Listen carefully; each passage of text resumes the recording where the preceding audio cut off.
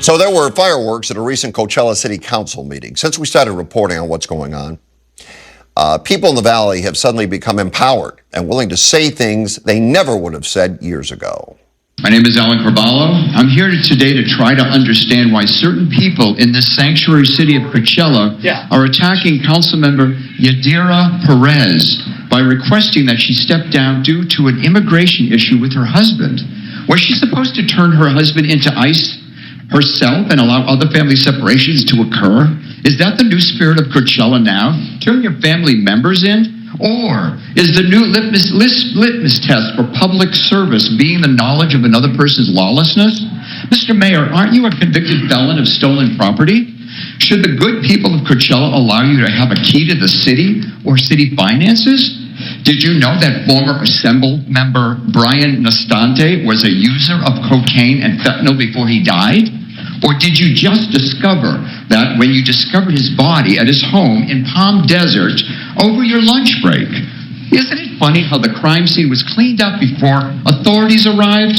Yeah, if you were fearful of Nastante's whereabouts, why didn't you just call his wife, Gina, first and ask her? Or did you know that she was spending too much time in Florida and wouldn't know where he was? On television, I saw former Councilmember Jose Gonzalez, who used to sit in Councilmember Perez's seat, demanding Councilmember Perez resign now.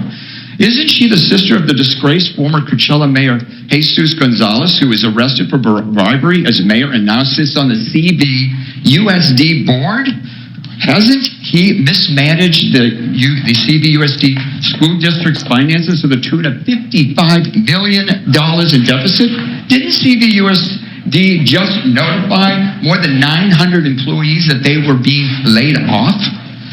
Is it also my understanding that former council member Josie Gonzalez's son was convicted of murder? She should never be eligible to run again due to her brother and son's indiscriminations.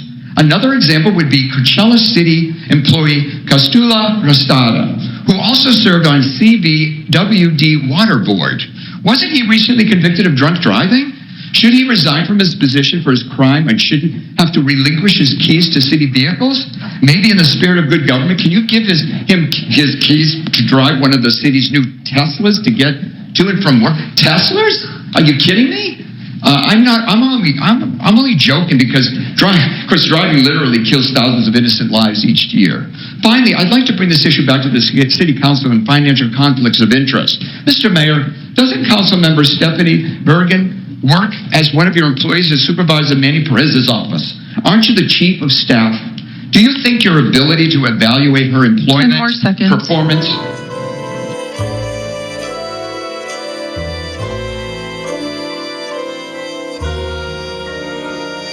Okay, Alan, you just saw what you said. What was up with that? I was asking a lot of questions. I did a lot of research. There's a team out there of folks that really are passionate about democracy and maintaining it in the Valley. And it was important for me to speak up because somebody's going to step up. And, yeah, but Alan, you don't even live there. No, you know what's important is that we can speak at other city council meetings. You don't have to be in the city.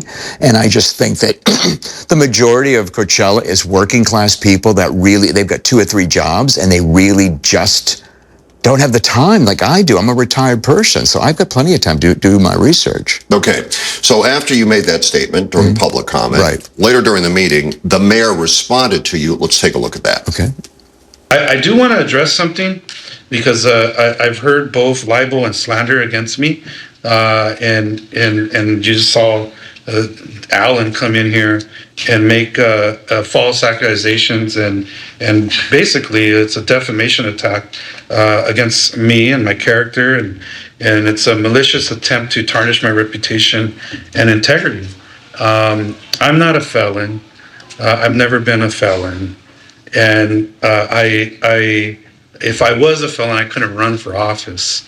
And so the fact that you have this gentleman, and including the fact that there was a former council member that put on Facebook that I was a felon, that's libel and slander is when somebody comes and personally does it orally. But it could be further from the truth.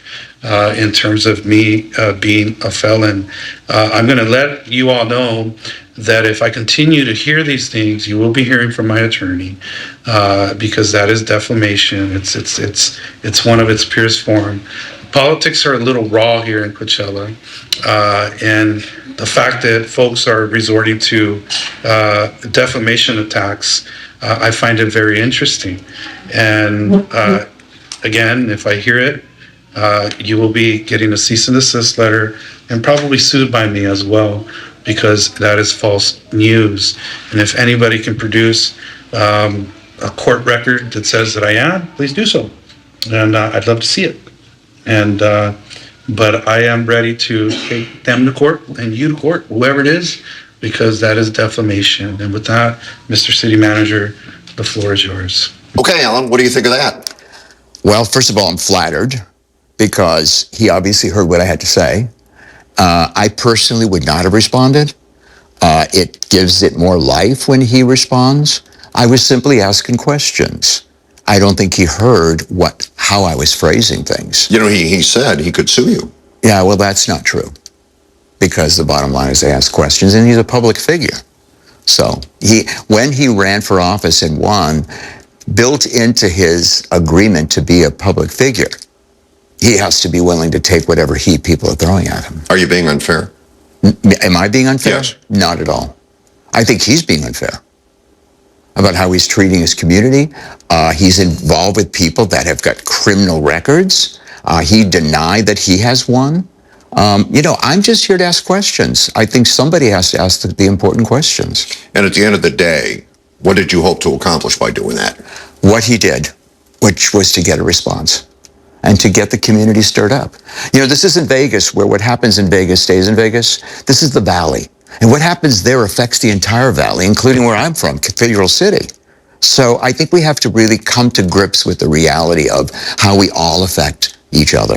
I mean, there's even an organization where all the cities work together to support each other, So that's why I did it. I'm thrilled to get the response I've been getting.